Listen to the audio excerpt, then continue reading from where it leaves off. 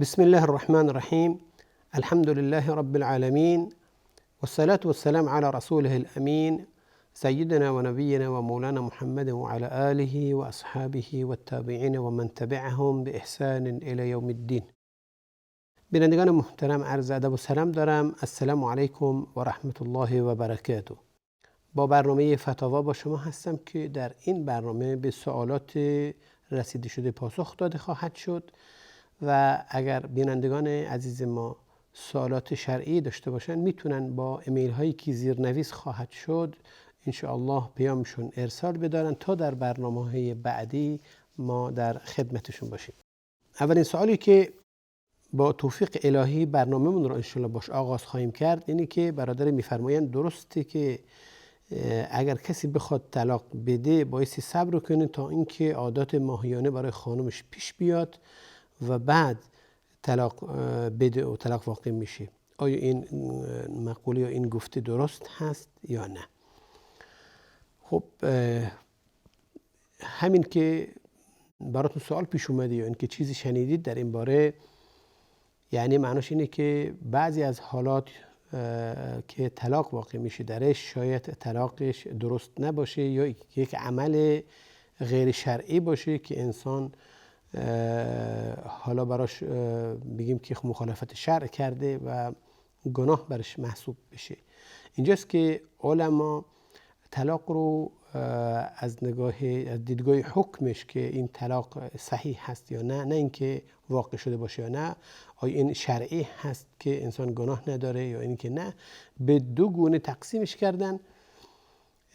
گفتن طلاقی که موافق با حالا شروط و برنامه شریعت باشه که میگن همون طلاق بر اساس سنت، و طلاقی که حالا این دیدگاه و این برنامه شریعت رو درش موافقت نشده و میگن این طلاق بدعی هست. حالا برای اینکه مشخص بشه چه زمان طلاق هست با مثال هایی که یا زمانی که حالا طلاق واقع میشه میگن که ببینید اگر در زمان عادات ماهیانه باشه، خب این طلاق گفتن طلاق غیر حالا طلاقی است که شریعت بهش دستور داده، یعنی طلاق بدعی به حساب میاد.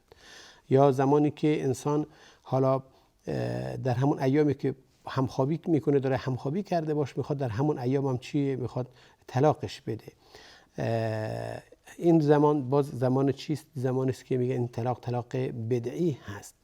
چرا؟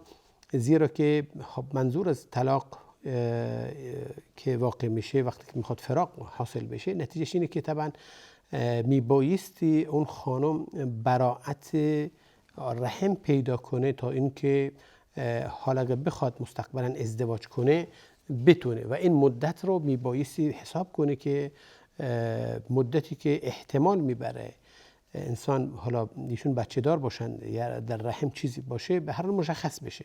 اینجاست که خداوند عزوجل تبارک و تعالی وقتی که برای برنامه طلاق صحبت میکنه، در برنامه طلاق صحبت میکنه، میفرماید که بعد اعوذ بالله من الشیطان الرجیم یا ایها النبی اذا طلقتم النساء فطلقوهن لعدتهن واحصوا العده. یعنی زمانی که میخواید طلاق بدید زمانی طلاق بدید که یعنی که طلاق به حساب بیاد، زمانی که عده براشون به حساب بیاد، عده براشون شروع بشه. زمان شروع عده اون زمانی باشه که طلاق زمانی باشه که شروع عده به هر حال به حساب بیاد براشون. و علما گفتن که طبعا در زمانی که حالا در عادات ماهیانه باشه اگر طلاق واقع بشه اون زمان طبعا واقع براش حساب نمیاد دیگه، زمان عده بعد از پاکی براش شروع میشه. پس همین عمل باعث میشه که ایام طولانی تر یعنی حق زن ضایع بشه. خیلی راحت بگیم که یکی از این عوامل، یکی از دستورات برای دفاع از حقوق زنه که زن حقش ضایع نشه، نخواد که حالا یه ماه زیادتر بمونه در منزل. اینجاست که پس اگر زمانی مردی در زمان پاکی که ایشون براش باش مجامعت کردن، همخوابی کردن، و یا اینکه در زمان عادات ماهیانه باشه، این طلاق گفتن این طلاق خلاف طلاقی است که شریعت بهش دستور داده، یعنی همون طلاق بدعی است. در حدیث هم ثابت شده و اومده که حضرت عبدالله بن عمر رضی الله تعالی عنه زنش رو طلاق داد. بعد به هر حال این میگوش حضرت عمر رسید، حضرت عمر برای رسول الله صلی الله علیه و نقل کردن و دستور دادن پیامبر اسلام صلی الله علیه و سلم که مره فلیراجعه، بگه که باید مراجعه کنه، یعنی برگرده از اون تصمیمی که گرفته همسرش رو بیاره. بعد براش دستور میده که باید اون رو نگه داره تا اینکه عادات مایانش تمام بشه. بعد عادات مایانه براش پیش بیاد، بعد تموم بشه. حالا اگه میخواد تصمیم بگیره دیگه با خودش هست، یعنی بدون این که چیه مقاربتی صورت بگیره. پس این که مرد حالا طلاق بدعی براش وجود داره یا طلاق سنیت وجود داره و اینکه باید صبر کنه تا اینکه این عادات تموم بشه، بله کاملا درست است و صحیح است و این چیزی است که شریعت بهش دستور داده طبق قرآن و استدلالی که کردیم و همچنین در سنت. حالا اینه که اگر کسی نفهمید و این طلاق بدعی رو واقع کرد و به هر حال نمیدونه در اثر جهالت و اینا، حالا این طلاق براش به حساب میاد یا به حساب نمیاد. جمهور علما بر این هستن که طلاق واقع شده، اما ایشون به هر حال مرتکب خلاف دستورات شریعت شدن در ظاهر و برای خودشون گناه درست کردن. اما حالا به قدر نظر اینکه جاهل بودن، اگر جاهل بوده باشه که به هر حال حالا بگیم در سر جهل شاید گناهش ازش ساقط بشه، اما حقیقتا این امر خلاف شریعت هست و صحیح نیست. جمهور بر این هستن که طلاق به حساب میاد، یعنی یک طلاق برای مرد به حساب میاد تا اینکه مرد به هر حال یاد بگیره و بدونه و به هر حال نخواد که زن رو مورد به هر حال ظلم خودش قرار بده. پس جمهور بر این هستن به حساب بیاد. اما از معاصرین رحمهم الله و همچنین شیخ الاسلام ابن تیمیه و همچنین شیخ بن باز عرض شد خدمتتون، از معاصرین رحمهم الله جمیعا اینه که میگن در ظاهر از اونجایی که چیزی خلاف امر شریعت هست دیگه اعتباری نداره. پس وقتی اعتباری نداشته باشه یعنی طلاق هم به حساب نمیاد و این طلاق اصلا واقع نشده و چیزی صورت نگرفته. یعنی مثل این که شما یک عبادت رو در غیر زمان خودش بخواید بخونید و انجام بدید و طبیعی است که قبول نیست و به حساب نمیاد. و همچنین طلاق در زمان عادات ماهیانه اگه بخواد طلاق واقع کنه، یعنی در زمان خودش که میبایستی واقع بشه و قبول بشه واقع نشده، پس طبیعی است که چیه به حساب نیاد و استدلالشون جالب هست و به هر حال میشه گفتن بهش به هر حال در نظر گرفت. سوال جالبی است که در این باره باز میفرمایند که حال اگر در بعد از عادات ماهیانه مقاربت صورت نگرفته باشه اما به هر حال مقدمات اون پیش اومده باشه، مقدمات اون آیا باز هم در این زمان طلاق دادن به هر حال حرام هست و جایز نیست، مانند زمانی که انسان حالا همخوابی انجام داده باشه و مقاربت صورت پذیرفته باشه؟ میگیم که علما بر این هستند که نه، شرط همون شرط مقاربت هست، اما حالا مقدمات این امر اگر واقع بشه و همخوابی و مقاربتی صورت نپذیره دیگر میگن اون حکم به خودش نمیگیره و درست است اگر طلاق واقع بشه طلاقش زمان به هر حال طلاق همون سنی هست و قبولم هست. زیاد در این هم طولانی نکنیم، بریم به سوال دوم ما که میفرمایند برادر یا خواهری سوالشون رو چنین مطرح میفرمایند که هدف یا مفهوم این الف لام میم الف لام را یا این که در حالا حروف مقطعی که در اول سوره میاد، یعنی میخواد بگه مثل کاف یا عین صاد، این منظور چیست و حالا چطوری خونده میشه؟ خونده شدنش که مشخص است، همون صدای حروف دیگه، الف لام میم. کسی نمیگه که علم یا علر، نه، بلکه حرف خونده میشه. حروفی که در مقدمه سور قرآن قرار داره همین خود حرف خونده میشه، الف لام را یا کاف ها یا عین صاد، یعنی حروفش نطق میگه، نه به صورت کلمه بلکه به صورت حرف بیان میشه. این نحوه خوندنش است. اما منظور این که هدف یا مفهوم این چی هست، ببینید در لغت عربی و همچنین در لغت ما فارسی حرف به تنهایی هیچ معنایی از خودش نداره. مثلا بگیم لام، خب یعنی چی؟ یا میم به تنهایی حرف و مفهومی نمیرسونه و شنونده هیچ بهره‌ای نمیبره از این صحبت‌هایی که به هر حال به گوشش میرسه.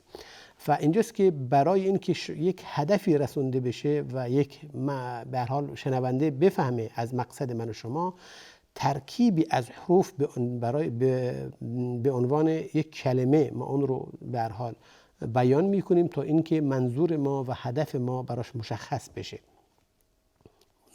پس هر وقتی یک حروفی جمع شد یک معنایی از خودش چیه به جا میذاره که فرد مورد به هر حال استفاده میبره.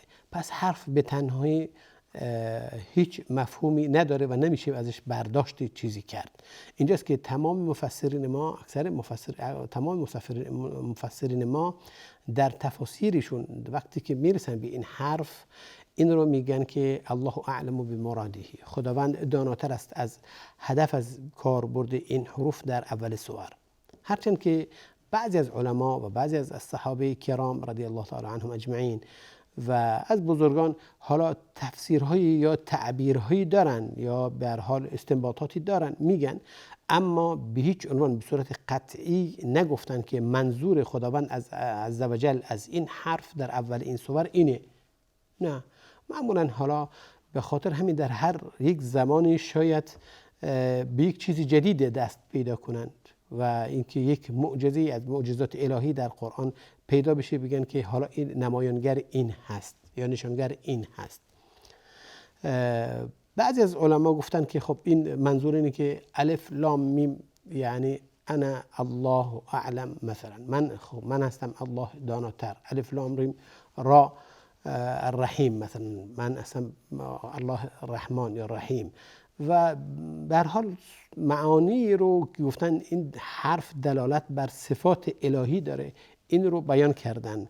اما چنانچه خدمتتون عرض شد اینطور نیست که بگیم حالا قطعا معناش همین است و بس یا نه. بعضی گفتن برعکس با یک به هر حال حسابی که کردن الف لام میم، چون در این صورت در این سورها در این سوره ها مثلا الف بیشتر هست بعد لام بیشتر هست از یعنی هر حرفی در این سوره و همچنین میم ترتیباتی درش هست دلالت بر این داره که اون چیزی که اومده بر اساس یک حساب و یک دقتی که درش به کار برده شده هست. اینطور نیست که به صورت حالا ناگهانی اینطور اومده بودش، نه، یه برنامه‌ای درش بوده و هست.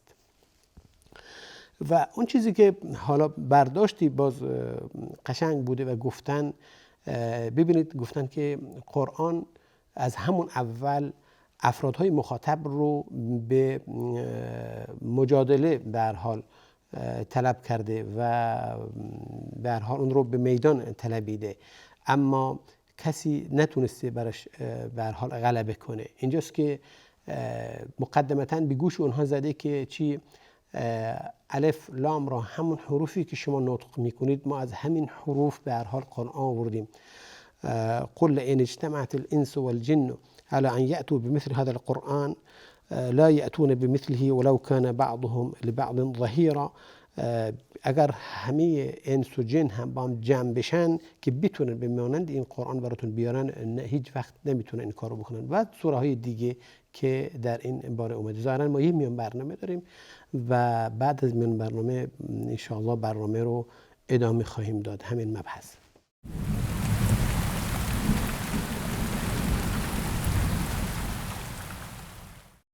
با سلام دوباره خدمت شما بینندگان عزیز. برمیگردیم به حالا آرایی که در همین حروف مقطعه در اول سور قرآن اومده بود و گفتیم که به هر حال قرآن دیگران رو به مبارزه طلبیده و یکی از حالا برداشت ها و مفهوم این حروف اینه که میگن همین آیات که شما نتونستید مثلش رو بیارید، همین قرآن که نتونستید مثلش رو بیارید یا مثل یک سوره رو بیارید یا یک آیه، حالا همین آیه و همین سوره از همین حروفی که حالا شما دارید به هر حال ترکیب شده و کلماتش به هر حال جمع شده. اینجاست که همین حروف وجود داره و شما نتونستید.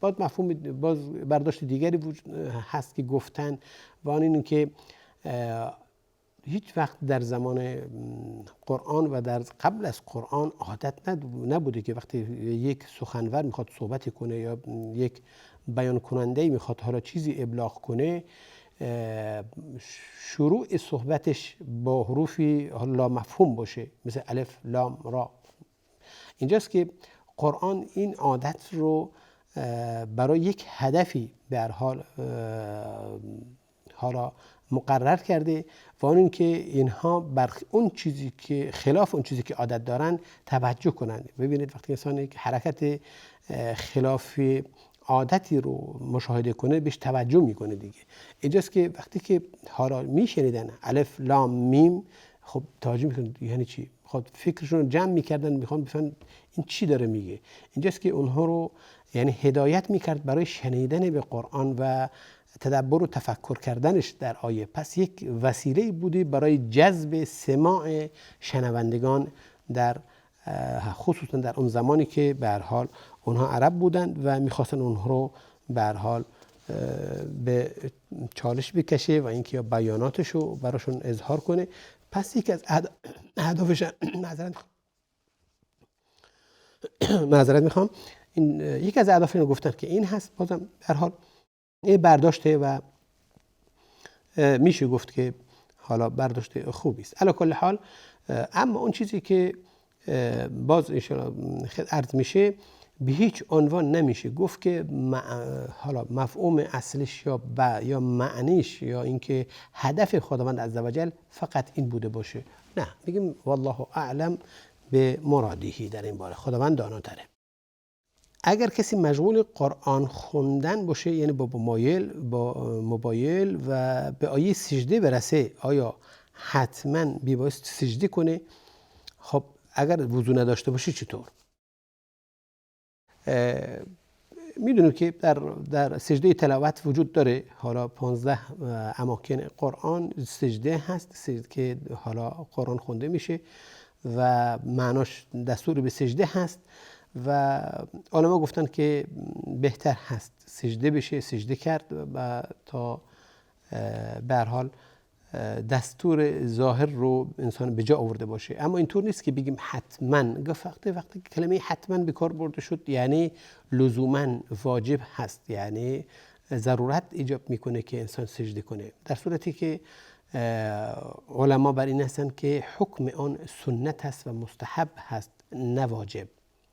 رسول الله صلی الله علیه و سلم به زید بن ثابت میگه قرآن برام بخون، سوره نجم میخونه تا آخرش و آخر سوره نجم سجده هست دیگه و رسول الله سجده نمیکنه.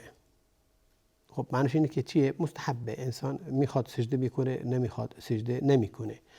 و بوده هم که رسول الله صلی الله علیه و سلم خب میخوندن همون سوره نجم رو و سجده کردن و افرادی که با اونها بودند، چه مسلمانان و چه غیر مسلمانان، همه چی به سجده افتادن، یعنی تقلید کردن از رسول الله صلی الله علیه و تبعیت کردن و خصوصا وقتی که خاشعانه به هر حال تلاوت رو گوش میدادن دیگه، وقت دستور سجده اومد و سجده کردن، خب به هر حال انسان سجده میکنه و به سجده میفته.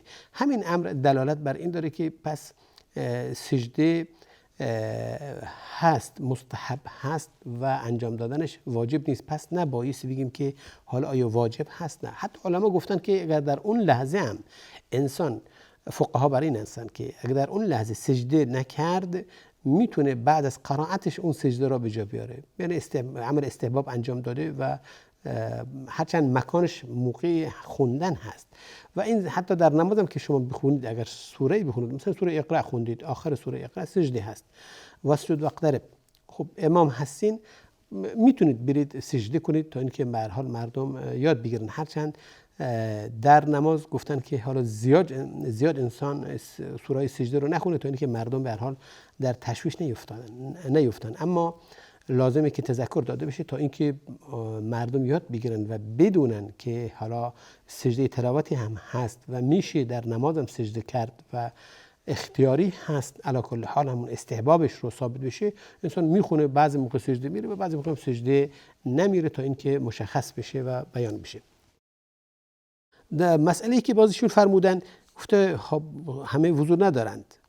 در مسئله وضو که آیا در هر سجده‌ای که انسان میکنه، در سجده‌های غیر نماز، آیا وضو گرفتن وضو داشتن از شروط آن هست یا نه، میشه بدون وضو سجده کرد یا نه، یک خلافی است بین علما. ببینید اولا که شب درست شد این سوال هم تو ذهنتون بیاد و اینکه کسی که قرآن میخونه معمولا وضو داره. بله اگر قرآن حمل کنه، قرآن رو دستش باشه، خب میگم حتما میبایستی وضو داشته باشه، زیرا که حمل قرآن، لمس قرآن، برداشتن و نقل کردن قرآن از مکانی یا ورق زدن اون، حتما انسان چیه نیاز داره که وضو داشته باشه. پس وضوء اون لازم هست و شرط هست در حمل قرآن بالاتفاق. اما تلاوت قرآن، خوندن قرآن، کسی نگفته که حتما میبایستی وضو داشته باشه. حالا شما حافظ هستین، حفظ دارید، یا بعضی سوار حفظ دارید میخواید قرآن بخونید، خب وضو ندارید، مانعی ایجاد نمیکنه. یا کسی که قرآن چنانچه برادر مثال کردن یا خواهرمون که حالا از روی اجهزه‌ای که وجود داره الان، حالا موبایل باشه یا هر چیز دیگه، قرآن میخونه، معنی نداره که وضو نداشته باشه، میتونه در همونجا صفحاتش هم رد کنه، ولی قرآن در اینجا میگیم که لمس نمیکنه، اون حکم به خودش نمیگیره. پس درست هست که قرآن بدون وضو خوندن، بدون وضو داشتن هم انسان بخونه. تنها کسی که قرآن ممنوع براش خونده بشه گفتن شخص جنوب هست، کسی که غسل براش واجب باشه، خانومی که غسل برش واجب هست، مردی که غسل برش واجب هست، اینها نمیتونن قرآن رو تلاوت کنن به قصد تلاوت قرآن، نه ذکر. بسم الله گفتن به عنوان ذکر معنی نداره. یا یک آیت الکرسی به قصد ذکر خوندن بعد مثلا در شب و در روز اول صبح معنی ایجاد نمیکنه و مشکلی نیست که انسان جنابت هم داشته باشه این رو به قصد ذکر بخونه، معنی نمیکنه. اما این که برگردیم به اون چیزی که به هر حال در سوال از ما خواسته شده و اون آیا وضو داشتن لازم هست در هر سجده‌ای، گفتیم عرض شد که علما درش اختلاف دارن. بگیم که حالا اکثر علما یا مذاهب بر این هستن که وضو از اونجایی که یکی از اعمال نماز هست، پس همون شروطی که برای نماز در نظر گرفته میشه برای سجده کردن هم در خارج از نماز هم همون شروط میبایستی باشه. یعنی چی؟ یعنی که به طرف قبله باشه، این که انسان وضو داشته باشه، این که لباسش پاک باشه، در محل نجس نباشه و این مسائل. این شروطی که به هر حال لازم هست در نماز مراعات کنه. گفتن که در افعال نماز در خارج از نماز هم که واقع میشه همین شروط حتما میبایستی چیه در نظر گرفته بشه و پس گفتن وضو داشتن لازم هست و واجب هست. این رأیشونه و حالا قیاس گرفتن، یعنی دلیلی صریحی از آیات یا از احادیث براشون وجود نداره برای سجده کردن منفصل از نماز، اما قیاس گرفتن بر سجده نماز و اعمال نماز، این که جزئی از اعمال نماز هست به هر حال. اما برعکس بعضی دیگر از علما و از معاصرین بر این هستند که رحمهم الله یا مذهب امام احمد رحمهم الله جمیعا، این که وضو شرط نیست براش و استدلال هم میکنن به همون حدیثی که رسول الله صلی الله علیه و آله به هر حال سوره نجم میخوندن و جمعی وجود داشتن از مسلمانان و غیر مسلمانان حتی داشتن و باز اینکه رسول سجده فرمودن سجده کردن، اونها هم چی تبعیت کردن و سجده کردن و طبیعی است که اولا کفاری که سجده کردن با رسول الله صلی الله علیه و آله اینها اهل طهارت نبودن و اهل وضو نبودن بالاتفاق، خب نمیدونن وضو چیست اصلا، درسته یا بهش اعتقاد ندارن. پس اونها سجده کردن به رسول الله صلی الله علیه و آله نهی نکردن و نگفتن که نه. و از طرف دیگه این که حتی گفتن عقلا نمیتونیم بگیم که حالا تمام مسلمانانی که اونجا بودن 10-15 نفر هر چند بودن همه اونها چیه حالا با وضو بوده باشن و رسول الله نپرسید که شما وضو دارید میخواید سجده کنید، یعنی که کسانی که سجده کردن وضو داشتن؟ نه، رسول الله سجده کردن و دیگران سجده کردن به رسول الله صلی الله علیه و آله، نه اینکه نهی کردن و نه اینکه امر کرده باشن که حتما وضو بگیرید و نه اینکه نهی کردن چرا نباید سجده میکرده در زمانی که وضو نداشتید. پس این دلالت بر این داره که انسان در هر حالتی میخواد باشه، حالتی که حالا میتونه هر عبادتی رو انجام بده، پس سجده کردنش هم یک نوع اینجا این عمل قربت است. هر قربت نیاز به وضو نداره، شما میتونید اذکار رو بخونید، خب ساعت ها هم میتونید مشغول ذکر و ورد اینا باشید، اما وضو لازم نداره. قرآن هم میتونید حفظ بخونید، وضو هم لازم نداره. پس سجده هم همینطور، حالا سجده به قصد قربت، یعنی در هنگام حالا تلاوت آیاتی از قرآن که سجده هست درش سجده میکنید، حالا وضو هم ندارید، مانعی ایجاد نمیکنه و این پس رأی دیگری است که در مقابل رأی بقیه وجود داره و میشه گفت که باز از نظر ادله اینها شاید قوی باشند و هیچ پس مانعی هم نداره که کسی وضو داشته سجده کرد، مانعی نداره. حالا سجده گرفت، سجده وضو داشته باشه فاولا، پس بهتره، طبعا بهتره بدون شک. انسان مؤمن همیشه میبایسته وضو داشته باشه، چه بهتر. اما اینکه بگیم وضوش سجدهش درست نیست، مثلا اینه که آیا بگیم سجدهش درست نیست حرام هست سجده کنه یا نه، پس میگیم که حرام نیست. میگه درباره نماز هست که برادر میگه اگر کسی در وقت نماز خواب بیفته، خوابش ببره و برای نماز قضای اون میبایستی روز بعد همون وقت باشه یا نه. خب بعد این سوالات معمولا زیاد پیش میاد که کسی به هر حال عذری براش پیش اومده، همچنان که برادرمون خواهرمون فرمودن فکر کنید اصلا خوابش برده، نتونسته بلند بشه در وقت نماز، حالا نمازش گذشته، چه زمانی میتونه این نماز رو قضا کنه؟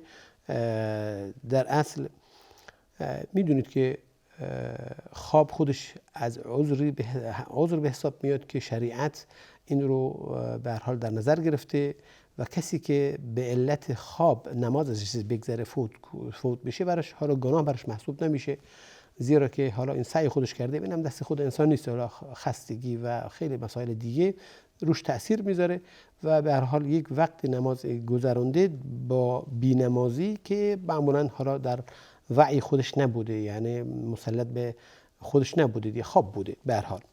پس ایشون گناهی ندارن، گناهی براش نوشته نمیشه، اما قضای نماز ساقط نشده، یعنی این عذر نماز رو ساقط نمیکنه از انسان، نماز رو حتما میبایستی به جا بیاره. اما چه زمانی؟ رسول الله صلی الله علیه و آله میفرماید که در یک حدیثی میفرماید که کسی که نمازی رو فراموش کرد یا بخوابه فکفارتها ان یصلیها اذا ذکرها، کفاره اون اینه که چیکار کنه؟ هر وقتی یادش اومد بخونه، هر وقتی یادش اومد. نفرمودن که حتما در زمان خودش، مثلا ظهر در نماز ظهر در وقت ظهر یا عصر نماز عصر در وقت عصر بعد، نه، چنین چیزی ثابت نشده. پس هر وقت یادش اومد چیه نمازش رو میبایستی بخونه. ظاهرا ما یه میون برنامه داریم، بعد از میون برنامه انشالله باز برنامه رو دنبال خواهیم کرد.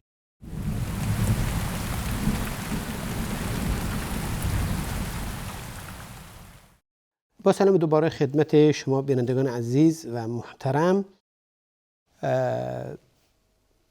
یک سوالی باز که حالا از لابلای این مبحثی که گذشت شد در بیاریم، این که اگر کسی بخواد نماز رو که حالا با خواب افتادنش بر ازش گذشته در وقت عصر که ممنوع هست بخواد بخونه، چطور؟ یا بگیم سوال به این صورت کنید که آیا نماز قضا میشه در وقت نهی خوند؟ ببینید چند وقت هست که نهی هست که انسان بخواد درش نماز بخونه. وقتی انسان نماز فجر خوند، نماز سنتش و فرض صبح خوند، دیگه نماز گفتن درست نیست تا اینکه خورشید چیه بیاد بالا طلوع کنه و به اندازه به هر حال یا بگیم 7 دقیقه 8 دقیقه بعد از طلوع خورشید میشه نماز خوند، یعنی نماز سنت، نماز تطوع.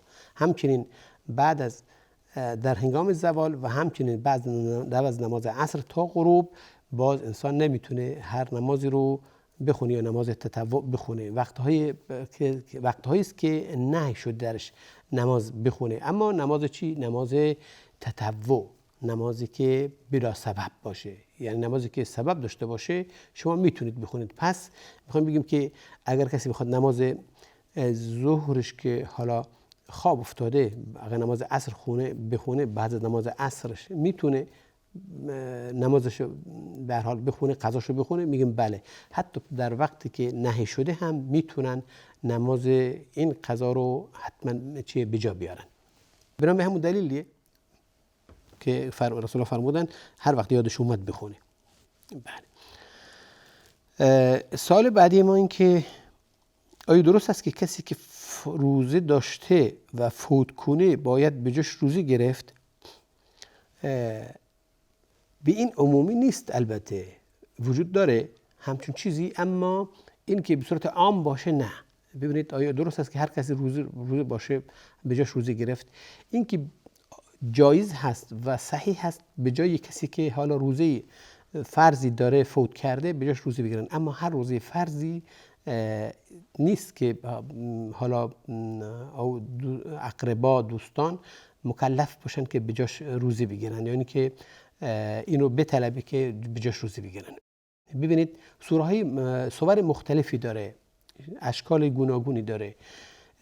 فکر کنید که کسی در رمضان حالا چند روزی، هفته 2 هفته روزه گرفته، بعد بیمار شده، یه هفته هم بیمار بوده نتونسته روزه بگیره، حالا چه در بیمارستان بوده چه در منزل بوده، در هر جا بوده، به هر حال همون بیماری و مصرف دارو در همون ماه مبارک رمضان فوت میکنه، در همون ماه هم فوت میکنه. پس 2 هفته روزه بوده، یه هفته هم خورده، بعدش هم فوت کرده. خب این قضایی براش نوشته نشده و روزه‌ای هم نیست که کسی بخواد بجاش روزه بگیره، حتی فدیه‌ای هم وجود نداره براش، فدیه‌ای هم براش به حساب نمیاد. پس نه فدیه داره و نه قضا.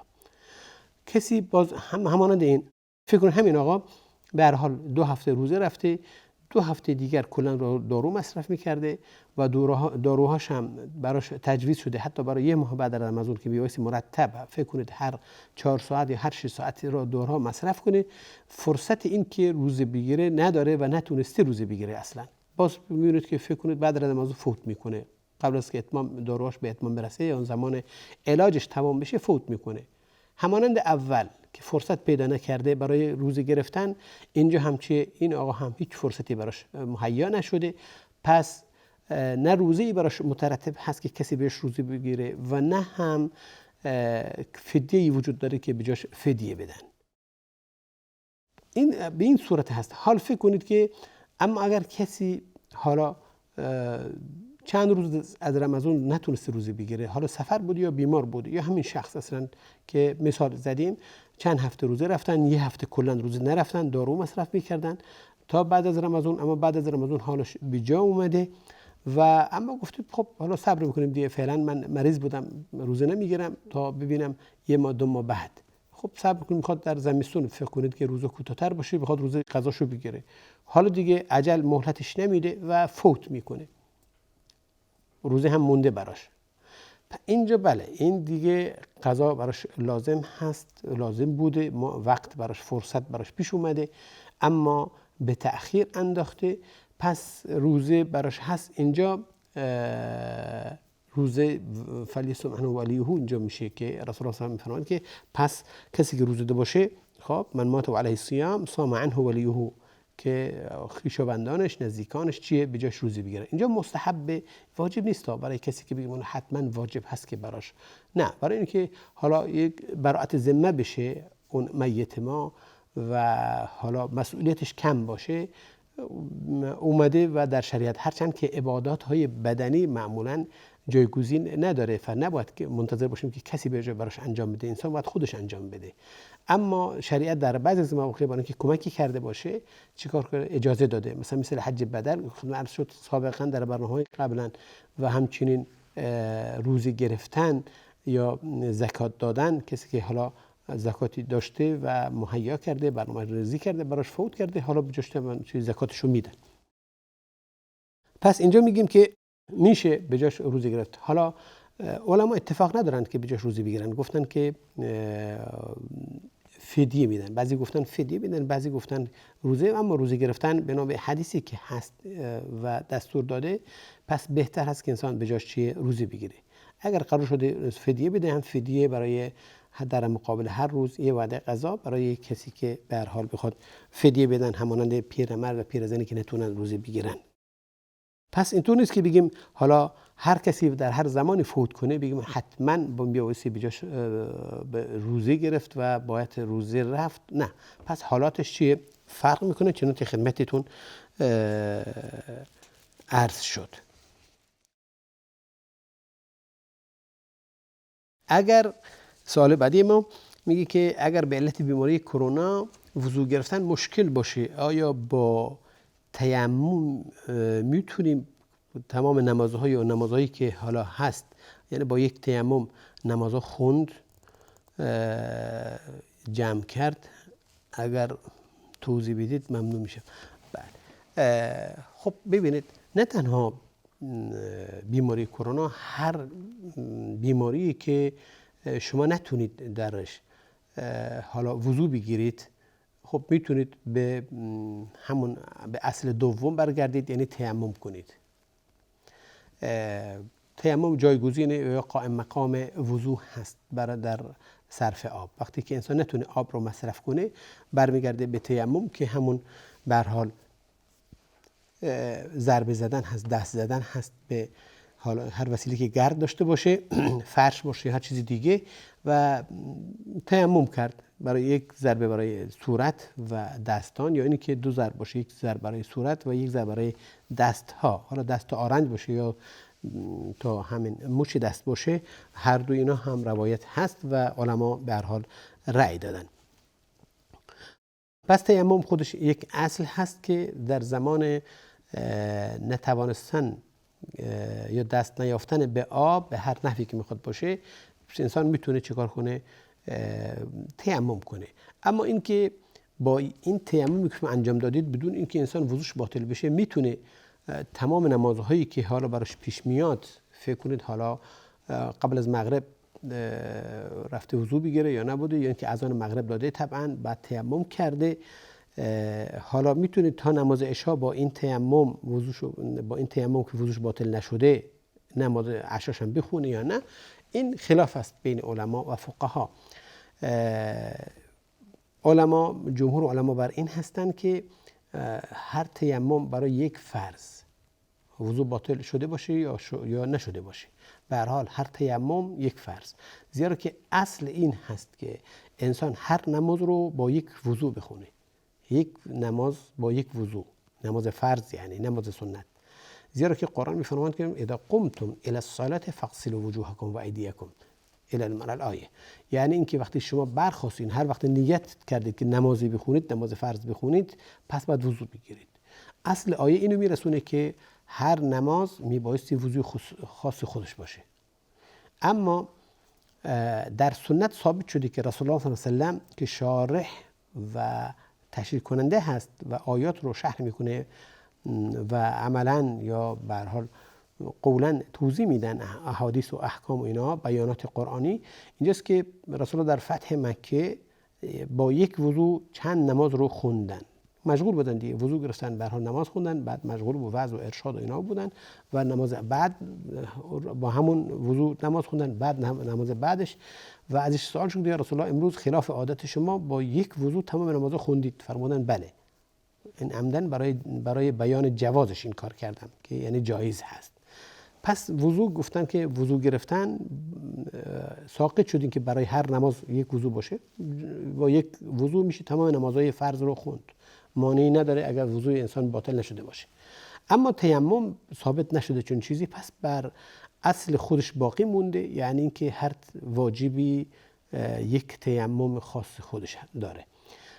در مقابل بعضی از علما و فقها و از معاصرین جزاهم الله خیر این که بر طبق اساس اصولی که یسروا ولا تعسروا هست که انسان و ما جعل الله فی الدین من حرج، باز که خداوند سختی رو برای شما، یرید الله بكم اليسر ولا یرید بكم العسر، و آیاتی که در این مطلب رو میرسونه، آسون میگیره بر امت، این رو به هر حال مد نظر قرار دادن و فرمودن که نه، به هر حال این هم همانند وضو است، اصل دومه اون وضو هست، اینم تیمم، یعنی انسان وقتی نتونه آب استفاده کنه تیمم میاد روش میاد. همون احکامی که برای تیمم هست برای وضو هست، برای در ابطالش اینا برای تیمم هم هست.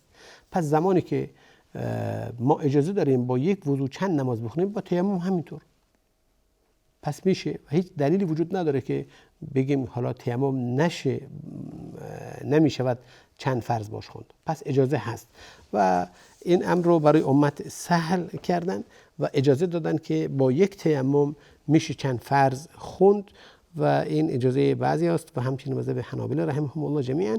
و به هر حال در مقابل هستند که حالا مسائل فقهی زیاد است که حالا امام ابو حنیفه و مالک و اینها به هر حال بعضی گفتن حتی قضا هم نمیشه، بعضی گفتن قضا یک فرض در زمان خودش و قضا هر چی قضا باشه میشه با همون تیمم خوند.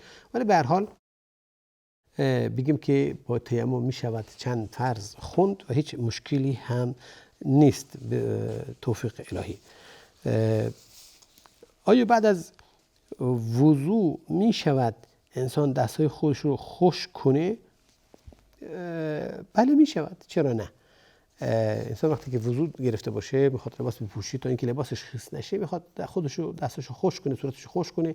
بعد هیچ موانعی در اینجا ثابت نشده، بلکه احادیث اومده که رسول الله صلی الله علیه و آله که بخواد دست خودشو خشک کنه. هرچند بعضی از علما و فقها گفتن این مکروه هست. حالا چرا مکروه هست؟ گفتن که اون به هر حال دست شما، صورت شما که خیس شده، این آثار وضو هست و وضو عبادت هست و آثار عبادت هرچند بر روی انسان باشه، خب این به هر حال باعث محو خطایا میشه، باعث به هر حال پاک شدن گناهان میشه و این شاهدی هست بر شما که یک عبادت انجام دادین. پس ما اعمال خیر رو میبایست اون رو طولانی کنیم و اون رو نگه بداریم. پس بهتره که انسان دست خودش خشک نکنه. به هر حال این استنباطاتی است یا حالا که شرح کردن علما و فقها، اما بگیم که هیچ موانع شرعی وجود نداره. خلاص این که هیچ موانع شرعی وجود نداره که اون رو من و شما رو منع کنه از از خشک کردن دست هامون هنگام بعد وضو گرفتن. میشه که آیا با اول پاتو خشک کنید بعد بذارید تو دمپایی یا جوراب بعد پای بعدی تو بشورید؟ بله، تا زمانی که نیت خف نباشه مانعی نداره. پس خف درش چیه؟ مشکلاتی هست و موانعی وجود داره که انسان، یعنی این که خف میبایست بعد از اکمال وضو باشه. اگر میخواید خف بپوشید یعنی که باید مسح کنید بعدها، حتما میبایست پوشیدن اون بعد از شستن دو پاها باشه، نه اینکه یک پا بپوشید خف بپوشید بعد پای بعد. اینم یک به هر حال فتاوایی است که حالا ظاهرا وقتمون به اتمام رسیده و اگر نیاز باشه ان شاء الله در برنامه بعدی در این مسئله بیشتر صحبت خواهیم کرد. سبحانك اللهم بحمدك اشهد ان لا اله الا انت استغفرك واتوب اليك والسلام عليكم ورحمه الله وبركاته.